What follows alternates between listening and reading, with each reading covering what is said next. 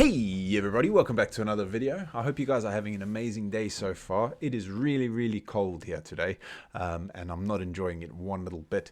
It's actually quite late today. I think, yeah, it's 10 to 5, so it's a lot later than I usually film, but I've got so much stuff going on at the moment that, yeah, I've got to try and juggle it and fit it all in.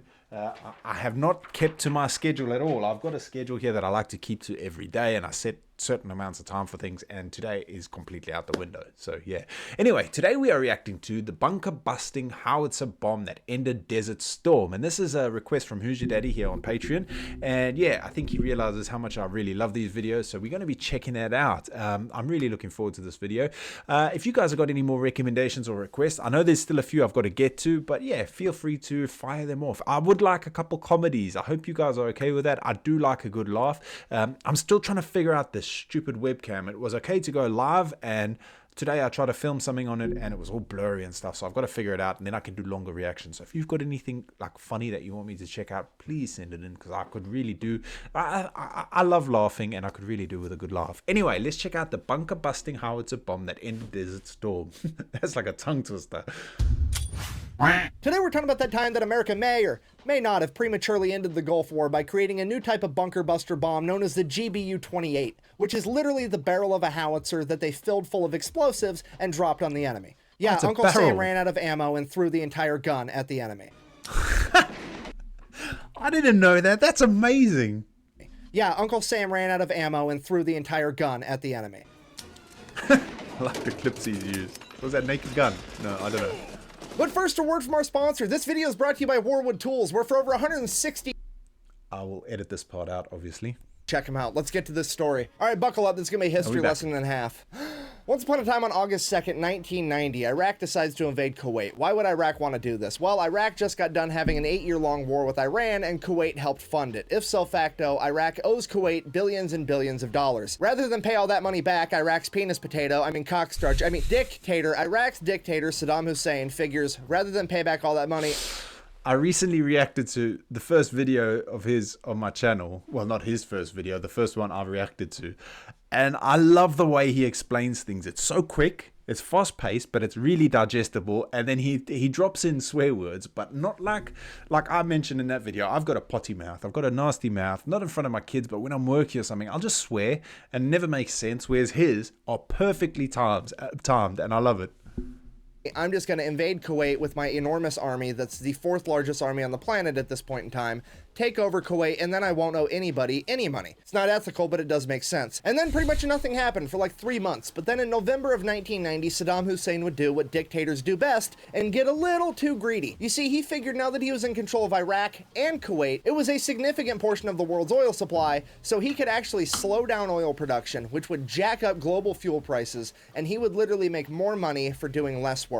And while that was economically sound, it would turn out to be a tactical fucking error, because as soon as gas prices went up, the entire planet looked at Saddam Hussein like, so you have chosen death. The UN Security Council would then hold another meeting where they would decide to tell Saddam Hussein, you have until January 15th, 1991 to be out of Kuwait, or you will be forcibly removed. Fast forward to January 15th, he is elected to not leave Kuwait. Game on, teams are now set. We have Iraq versus America, and a team of fucking literally everyone else. Fast forward again like 48 hours, January 17th, 2:30 a.m. American and coalition forces will begin their air campaign against Iraq. And there will be over 1,000 aircrafts involved. Everything from B-52s to Apache attack helicopters. It's going to be a warheads on foreheads extravaganza. And just for context on how dangerous this mission is actually going to be, because I feel like most people don't know or don't understand how powerful the Iraqi military actually was at this point in time, they were the 4th largest military on the planet,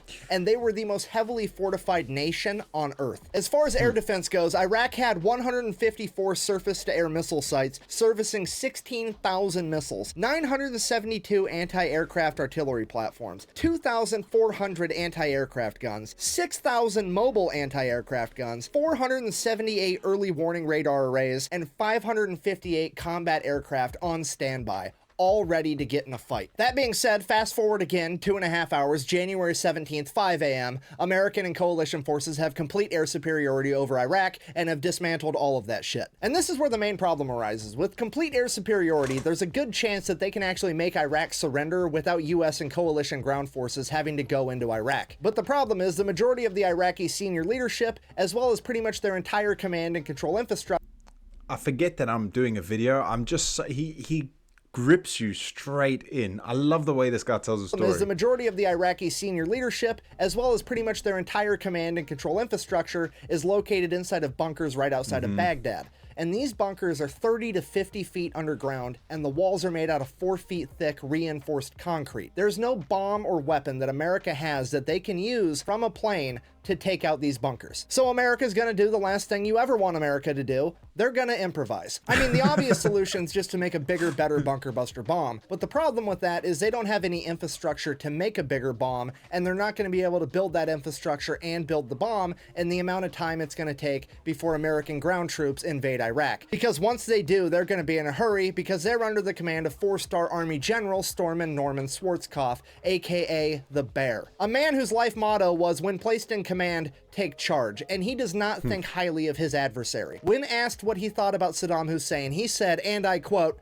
you know what, no, he'll say it. As far as Saddam Hussein being a great military strategist, he is neither a strategist, nor is he schooled in the operational art, nor is he a tactician, nor is he a general, nor is he as a soldier. Other than that, he's a great military man. I want you to know that. So they have to make this bomb in a hurry if they want to prevent ground forces from going into Iraq. That's when somebody has the brilliant idea of using a howitzer barrel as the bomb's hull. I mean, it should work. It's a long, heavy piece of metal that's already heat treated, so it should penetrate concrete. And that's the idea they roll with. The Air Force gets a hold of the US Army. The US Army sends over 4 8-inch decommissioned M110 howitzer barrels to Watervliet Arsenal in New York. Watervliet Arsenal, being one of the most elite gun barrel manufacturers on the planet, gets to work immediately. They start milling and machining these barrels down to size so that they can fit pre-existing bomb components like nose cones and fins and so on. And Watervliet Arsenal tells the US Air Force they can have 4 of these bombs done in a week, which I cannot stress to you enough is absolutely insane. To be able to machine